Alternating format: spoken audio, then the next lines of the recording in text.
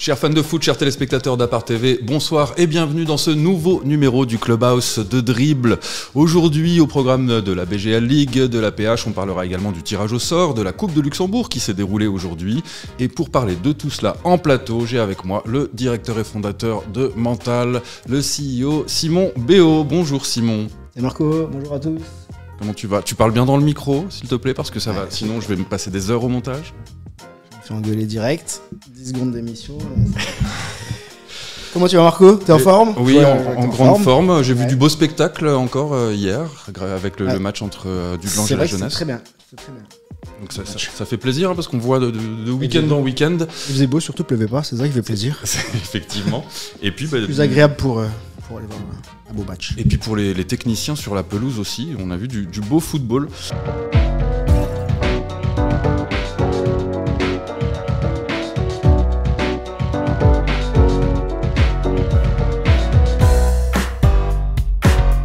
J'ai un autre invité sur le plateau très spécial, il s'agit du milieu défensif du Swift Esperange, Clément Couturier. Bonsoir Clément, comment ça va? Bonjour à tous, merci beaucoup pour l'invitation. Je vais essayer de bien parler au micro. Et je suis sûr que tu es un grand habitué des plateaux. Pas tant que ça, mais je vais essayer de faire au mieux. À suivre. Bien, on passe au sommaire. Alors au programme, les résultats de cette 23e journée de BGL League. Nous aurons un débat assez animé sur le plateau puisque nous parlerons de l'affluence dans les stades, le classement évidemment en BGL League. Avec notre invité, on se posera la question de savoir si le Swift pourrait nous mener à une fin de championnat à suspense. Évidemment, les rubriques MVP et PH, c'est tout ça, le Clubhouse de Dribble. Et on commence avec les résultats de ce dimanche. Tous les matchs avaient lieu dimanche à 16h et on débute par des matchs nuls. Il y en a eu entre Dudelange et la Jeunesse qui se sont neutralisés un partout. Un partout, c'est également le score entre Strassen et Wiltz. Le Progrès a été tenu en échec et quitte le Fola sur un score nul et vierge. En revanche, Rosport a fait l'exploit d'aller marquer 3 buts au Racing Union. Mondorf et Chifflange se sont également quittés sur un score nul, mais cette fois-ci 3 partout dans un match encore une fois à suspense. Monderkange a perdu face à Pétange 0-3. Le Swift est allé s'imposer sur la pelouse de Kerjeng 3-1. Enfin, Differdange a fait le travail et s'est imposé 2-0 face à Mersch. Alors, si on revient un petit peu sur ces résultats, on peut déjà peut-être s'arrêter un instant sur le match nul du Progrès. Simon, qui fait la mauvaise opération du week-end. Ouais, ça doit être une déception pour eux, effectivement, de faire match nul contre la Lanterne Rouge. Ils auraient pu profiter du match nul, du partage des points entre Dudelange et la Jeunesse et se rapprocher encore plus des 3 premières places. Donc, c'est occasion manquée. Il reste encore des matchs, mais plus on avance, plus ça va être difficile de rattraper. Ouais. Et puis d'un autre côté, le Fola qui peut peut-être s'estimer heureux avec ce point pris face au 4e du championnat, n'avance pas, ou en tout cas avance petit à petit. Et après c'est super serré en bas. Hein. C'est super serré quand on regarde le classement. On a 6 équipes. 6 équipes en 3 points, en 4 points. C'est de Kerjeng 11e, moi-même Mondorf fait 10e avec 26 points. Ça va être très tendu jusqu'au bout. Après, il faudra voir les confrontations directes. Ça va se jouer certainement à ce niveau-là. Alors, il y a un match également qui s'est terminé par un score nul, mais avec 3 partout. C'est Mondorf-Chifflange. Parce que ça fait du bien, Chifflange. Alors, ça fait du bien, mais peut-être pas dans le scénario du match, parce qu'ils menaient 3-2 quand même à quelques minutes du terme. Et puis ils se sont fait rejoindre. C'est la 2e fois en fait qu'ils voient ce scénario se reproduire, puisque en coupe ils avaient déjà été reçus par Mondorf et puis ils avaient échoué au tir au but avec 2 frappes sur les barres. La Chifflange était quand même à quelques secondes, quelques minutes de l'emporter. D'une victoire qui leur aurait fait un grand bien, mais ils sont dans la course. On sait qu'ils vont se battre jusqu'au bout, comme le Mariska Mersch, comme Kerjeng. Clément, tu les as rencontrés toutes ces équipes? Ouais, T'en as une ou deux, il te dit ça va le faire sur le talent, sur l'état d'esprit. En tout cas, nous, récemment, on a rencontré Monderkange et c'était pas une équipe. Enfin, on n'avait pas l'impression que c'était une équipe qui était dans la charrette derrière. Ouais. Donc, c'est toujours un petit peu compliqué. Chifflange aussi, c'est peut-être une anomalie parce que quand on voit la qualité des joueurs, je pense que leur terrain, eux qui prônent un jeu, un beau football, la qualité de leur terrain, c'est peut-être un petit peu handicapant. Donc ça va être une belle lutte en haut comme en bas. Oui. Alors, On va justement parler de BGL League et des matchs qui viennent de se dérouler, et puis des autres matchs, et notamment des chocs, en parlant d'affluence. Donc c'est le moment du débat. Alors, affluence dans les stades, on peut se demander quel est le problème. Quelques chiffres. Si on regarde différentes affluences au cours des rencontres de choc au sommet en BGL League. Alors par exemple, nous avions un Dudelange Swift en novembre, qui était la dernière fois que vous avez perdu d'ailleurs au Swift. 529 personnes. Le 18 février, le derby entre le Fola et la Jeunesse, donc à Esch-sur-Alzette, 757. Swift Progrès, 640. Jeunesse d'Ifferdange, 847. Donc, Dudelange Jeunesse qui a eu lieu ce week-end, 788. Et je ne parle pas du choc entre le leader et son dauphin, d'Ifferdange et Dudelange, où il y avait plus de 2000 personnes. Bon, ça, ce sont les chiffres, on va dire, de la fourchette haute. J'ai retenu expressément les chiffres qui pouvaient être encourageants. Ce sont des audiences correctes à ce niveau-là. Voilà, ça c'est correct. Au-dessus de 600 personnes, on peut dire qu'on est satisfait. Que les clubs doivent être satisfaits. Maintenant, ça ne doit pas être l'arbre qui cache la forêt, parce que ces affluences, si je les ai repérées, c'est justement parce que elles sont presque des taches dans le paysage des affluences en BG, des anomalies, absolument. Et si on regarde ce week-end, à part à Differdange où il y a toujours une affluence quand même assez conséquente, donc Kergeng a fait la meilleure affluence avec 522 spectateurs, et sinon on était en dessous des 250 et même des 125 à Monderkange. Alors on s'est fait la remarque, on parle de ce sujet aujourd'hui parce que on était hier à Dudelange Jeunesse et on a été plutôt déçus de voir des tribunes à moitié vides, que ce soit des deux côtés, côté Dudelange et côté visiteurs. C'est vrai qu'on se dit, qu'est-ce qui se passe? Combien il y avait de personnes hier 788 annoncés, payés. Je suis pas certain qu'on était 788. Je les ai pas comptés. Mais il y avait de la place en tout cas. Il y avait de la les place. rangs étaient très classionnés. Il y a un mois ou un peu plus, on avait assisté également au Swift, à la réception du Progrès. Du Progrès, voilà. D'ailleurs, c'était ton match de retour. Oui, c'est ça. Là aussi, il y avait de la place encore. Oui. Et ce sont les gros chocs. C'est ça c'est ce qui me semble embêtant, c'est que quand tu joues le troisième contre le quatrième, le deuxième contre le troisième, t'arrives pas à attirer plus de monde. Et surtout qu'est-ce qu'on doit faire en fait? Qu'est-ce que les clubs doivent faire? Je sais pas. Je sais pas. Si, on a plein d'idées, mais c'est pas à nous de le faire. Et nous, on peut relayer. Je pense que des tribunes pleines, les tribunes couvertes, pleines pour les chocs, ça devrait être au moins atteindre le millier. C'est peut-être même. Ouais, mais ça me semble tellement ambitieux par rapport à où on se situe aujourd'hui en termes d'affluence. Quand on écoute les anciens parler du football luxembourgeois il y a 10, 15 ans, 20 ans, tout le monde nous raconte qu'ils étaient 5000. C'est ça. Voilà, donc évidemment on les croit. Tellement loin du compte, on est tellement loin du compte.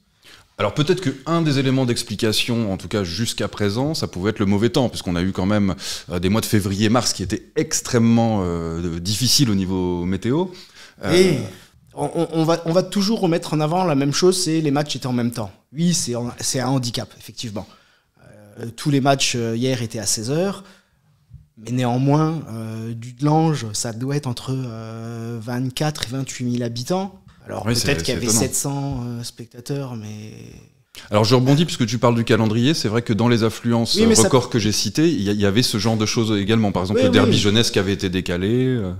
Je pense que tu décales, t'es tout seul à jouer sur un créneau horaire ou à 18h ou à 19h le dimanche ou le samedi à 17h. Je pense que tu gagnes 10-15% de spectateurs en plus. Mais c'est pas non plus l'élément numéro un. Est-ce que les clubs ont les moyens, parce qu'on parle aussi d'argent, on a besoin d'avoir des clubs qui ont de l'argent et qui ont de l'argent pour communiquer. Je pense que c'est peut-être là où un problème de communication. Blesse. Moi, j'ai l'impression qu'on a des clubs qui ont une façon de faire qui est un petit peu plus rodée. On peut relever. J'ai pas envie de mettre un club plus en avant que l'autre, mais on a des clubs qui en font un peu plus. T'as un point de vue par rapport à ça? Non, oui, je suis assez surpris aussi comme vous. C'est assez triste de voir les manques d'affluence comme ça. Après, c'est difficile à expliquer. Je pense aussi que la communication des clubs peut être meilleure, parce que je pense que quand on voit l'affluence de l'équipe nationale qui est très suivie, si on compare, voilà, il y a vraiment un gros écart. Alors voilà, c'est vraiment difficile à expliquer. J'ai souvenir du match de l'année dernière, Swift-Dudelange, qui avait attiré beaucoup de monde, ou même Differdange-Dudelange de cette année, il y avait énormément de monde. On sent que l'affluence peut être là, mais peut-être faire un effort de communication de la part des clubs voilà, ça pourrait être intéressant. Je sais pas, c'est un travail, hein, le marketing, la communication, dans un monde où les événements sportifs ou culturels, où l'offre est abondante. Il y a 30 ans, c'était facile, il y avait presque que le foot le dimanche après-midi. Le matin, les gens allaient à la messe, l'après-midi, ils allaient voir le foot. Voilà, c'était ça. Non, il faut se remettre en question, il faut toucher, il faut définir le public qu'on veut attirer, il faut mettre en place des actions, multicanaux, les réseaux c'est très bien, mais il n'y a pas que les réseaux. Puis bon, voilà, on a cité la communication, les clubs, les communes, le public aussi qui peut essayer de se mobiliser. Puis je citerai en dernier lieu la Fédé, puisque certes tous les matchs avaient lieu le même jour à la même heure, mais c'était également le même jour à la même heure qu'avaient lieu les matchs de PH par exemple. Donc ce qui va diminuer encore la masse possible de supporters. Oui. C'est un sujet que je pense que vous avez déjà eu énormément de fois ici. Tout le temps même. C'est difficile à comprendre. Bon, en tout cas, le problème, il est identifié. Les solutions, elles doivent exister. Ouais, on a des idées de solutions après.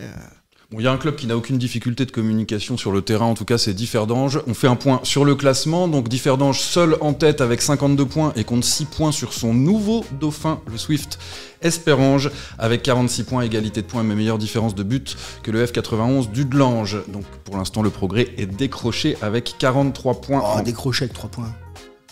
Par rapport au deuxième et au troisième. Pardon, vas-y, continue. Enfin, en bas de classement, c'est Monderkange qui ferme la marche, mais à égalité de points avec le 14e Chifflange. Et la lanterne rouge reste le Folaèche, mais comme l'a dit Simon, donc seulement à 1 point du 13e, à 2 points du premier non barragiste. Donc la lutte sera extrêmement serrée. On passe à notre invité du jour.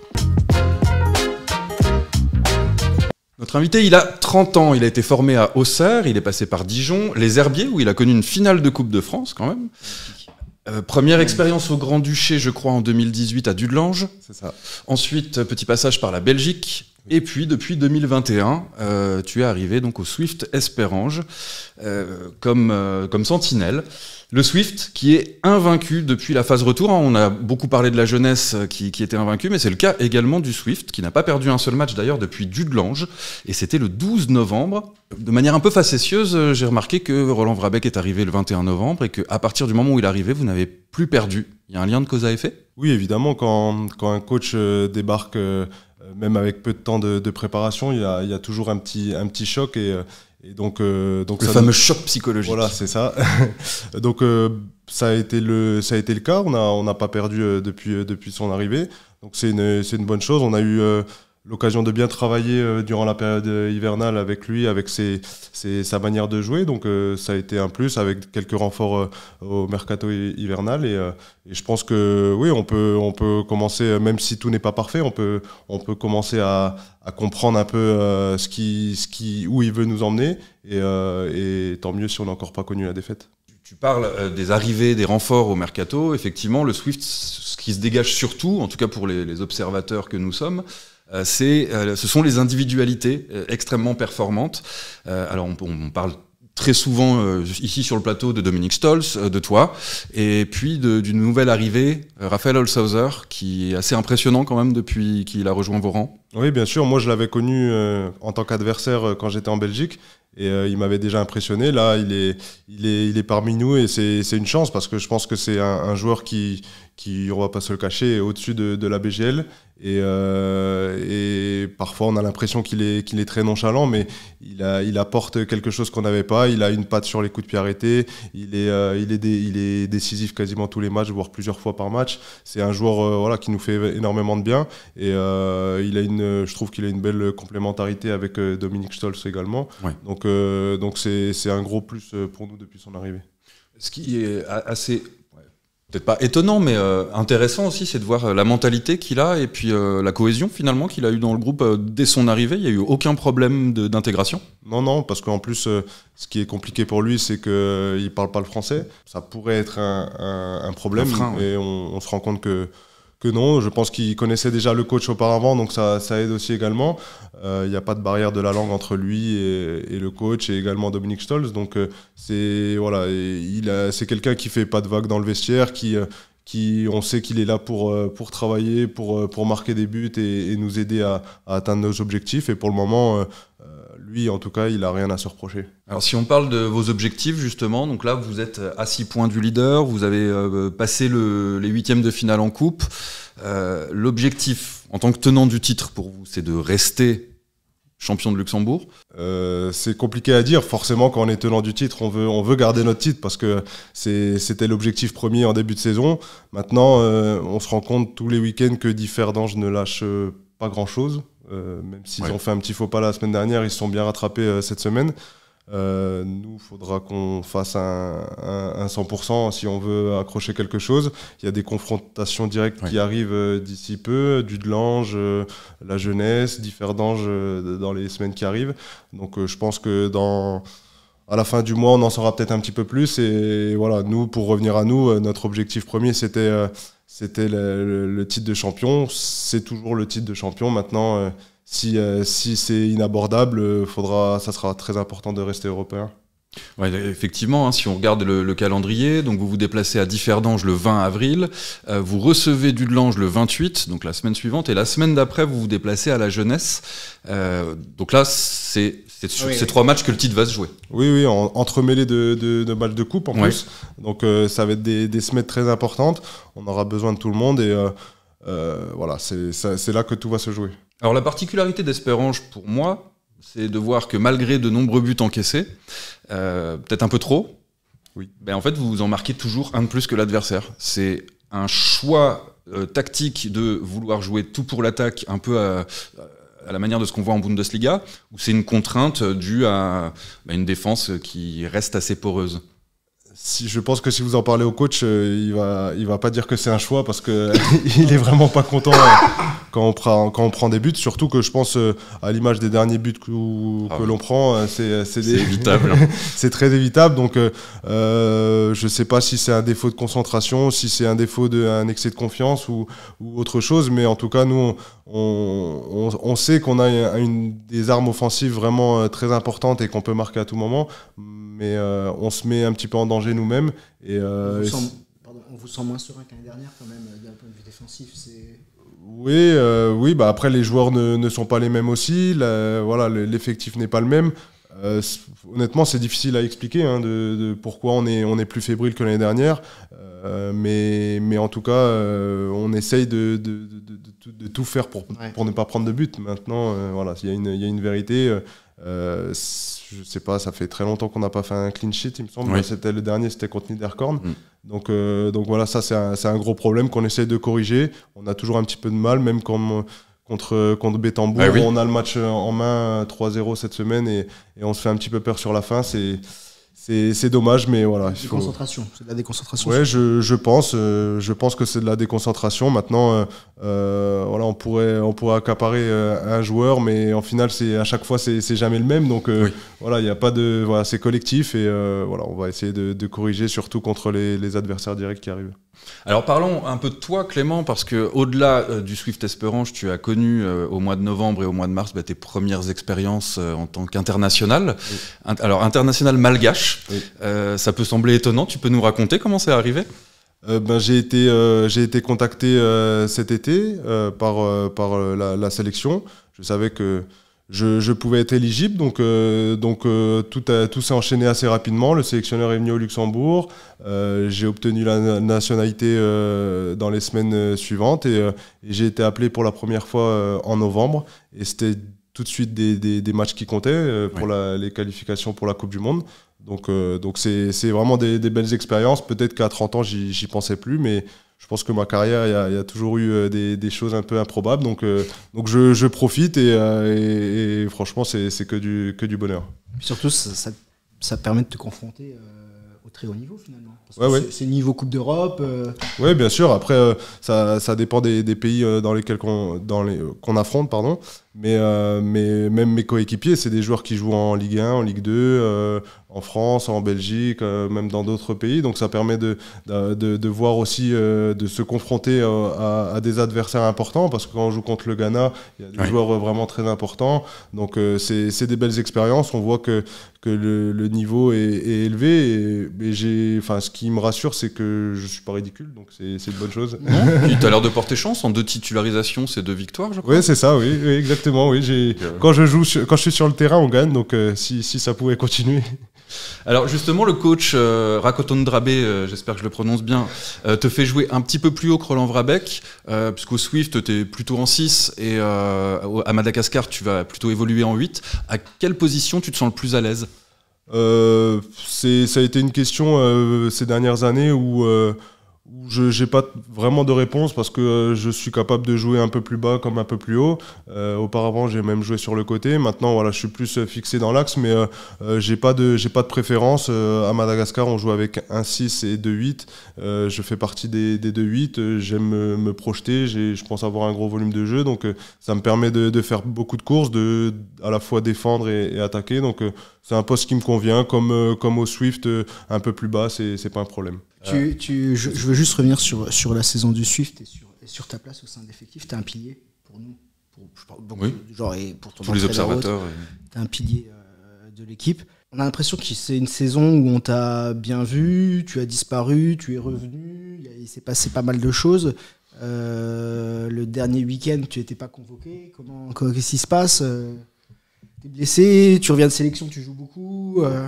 Non, je suis en pleine forme. C'est vrai que c'est une saison assez particulière. On a changé de coach. On a eu une Coupe d'Europe où je pense qu'on s'est un petit peu manqué. Il y a eu un début de saison un petit peu compliqué. Moi, je pense que voilà, ça a été un petit peu compliqué aussi pour moi de gérer peut-être la sélection. J'ai enchaîné beaucoup de matchs depuis plusieurs mois. On sait ce qui s'est passé en début d'année. Je vais pas revenir dessus, mais voilà, c'est du passé. Et maintenant, il y a un gros effectif, il y a des choix de coach. Les 2 derniers matchs, j'étais hors groupe. Voilà, c'est pas forcément à moi d'en parler, mais choix du coach. Choix du coach. Et en tout cas, moi, je suis à 100%. Ce soir, je joue avec l'équipe réserve contre Eurosport et je me donnerai à 100% jusqu'à la fin. Voilà, je veux vraiment que tout le monde voit que je suis irréprochable jusqu'à la fin et de donner le meilleur de moi-même. J'ai du mal à imaginer ne pas te voir titulaire contre Differdange ou en coupe. Après. Ça, j'espère que je serai là. Après, vous savez que il peut se passer beaucoup de choses. On observera ça avec attention. Oui, parce qu'en couple, donc le tirage au sort de la Fédération luxembourgeoise de football a eu lieu. Merci beaucoup, Simon. Le tirage au sort a été effectué tout à l'heure. Et donc, nous avons les quarts de finale. Il s'agira de l'US Ostert qui va recevoir l'US Mondorf. Le Progrès Niederkorn va recevoir le FC Differdange, les Yellow Boys de Weiler-Latour vont recevoir l'Una Strassen, et c'est la Jeunesse d'Esch qui recevra le Swift Espérange. Est-ce que tu peux nous donner ton avis sur ce tirage, Clément ? C'est pas... Très bon tirage. Ça va pas être facile, hein. On sait la forme de la jeunesse actuellement. C'est une belle équipe, à domicile, à l'extérieur pour nous, à domicile pour eux. Voilà. Maintenant...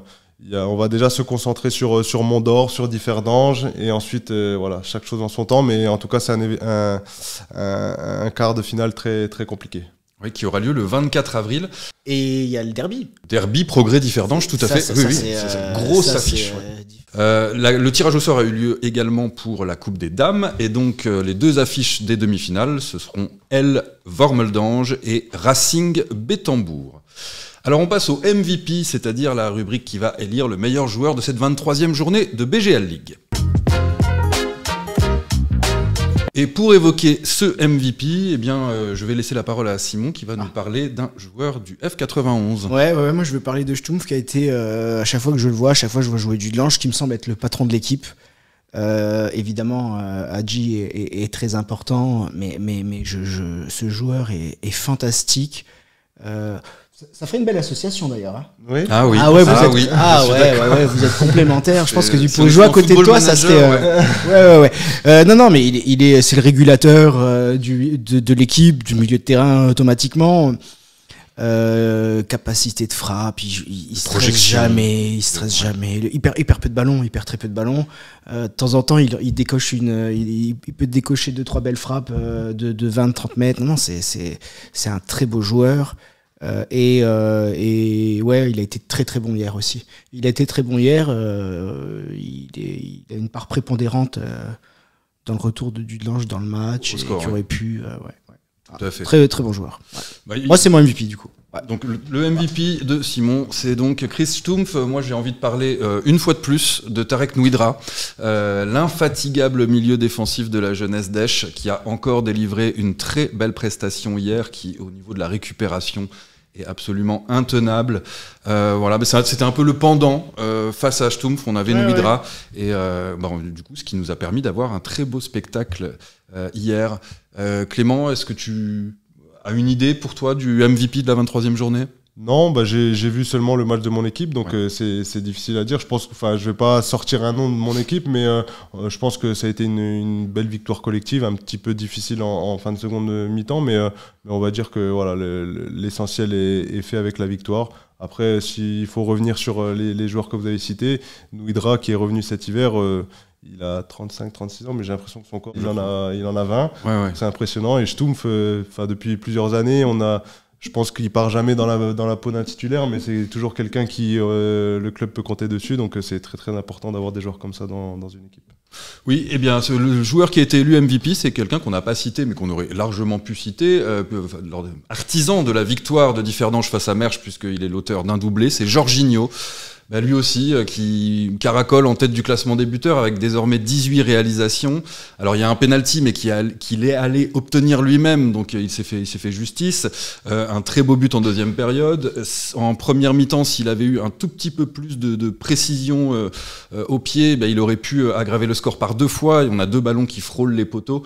Enfin, voilà, il a été infatigable et donc c'est le MVP de cette 23e journée de BGL League, l'attaquant du FC Differdange. En promotion d'honneur, une avalanche de matchs nuls pour cette 23e journée avec les Yellow Boys de Weiler-Latour et la jeunesse Canard qui se sont neutralisés un partout.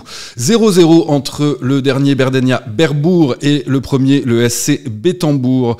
2 partout entre le FC Mamers et l'Etzela Ettelbruck. 2 partout, c'est également le score de l'avenir Beggen face au CS Grevenmacher. 1 partout entre Rumlange et Lawrence-Weiler, mais il y a quand même eu quelques victoires. Celle de Rodange, 4-1 sur la pelouse de la Licentia Steinzel et qui met fin à la bonne série de Steinzel. Celle de Ostert qui renoue avec la victoire et retrouve le top 4 en battant le Blovijs de Medernach 3-0. Blovijs Medernach qui désormais est lanterne rouge. Enfin, celle de la résidence, du FC Cupschen Wormeldange qui a battu la résidence Walferdange 2-1. Donc au classement, Bétambourg reste en tête mais ne compte plus que 4 points d'avance sur le deuxième, le FC Rodange à 41 points. Etzela Ettelbruck et Ostert complètent le top 4 en bas de classement. Ça se complique pour le Blovijs Medernach qui ferme la marche. Au-dessus de lui, à 1 point, Berdenia Berbourg. Bien, messieurs, je vous remercie beaucoup d'avoir été sur le plateau du Clubhouse de Dribble. C'est terminé. Simon, merci. On se retrouve vendredi pour l'apéro du Clubhouse. Vendredi, pour de belles annonces. Et de belles annonces. Nous n'en disons pas plus. Voilà. Suspense. Clément, merci beaucoup d'avoir accepté notre invitation, d'avoir pu parler du Swift Esperange et puis de ta sélection parmi l'équipe nationale malgache. Merci à vous. Si tu joues plus, tu peux venir... en tant que consultant, avec grand plaisir. On se tient au courant pour ça. J'espère que je préfère être sur le terrain quand même. Oui, nous aussi, on préfère. Oui. On te souhaite bon match avec la réserve. Et puis on se donne rendez-vous au minimum face à Differdange où tu ne peux pas ne pas être titulaire. En tout cas, l'appel est lancé. Très bien. Merci à vous de nous avoir regardés. On vous souhaite une bonne semaine. À vendredi. Bye bye. À bientôt.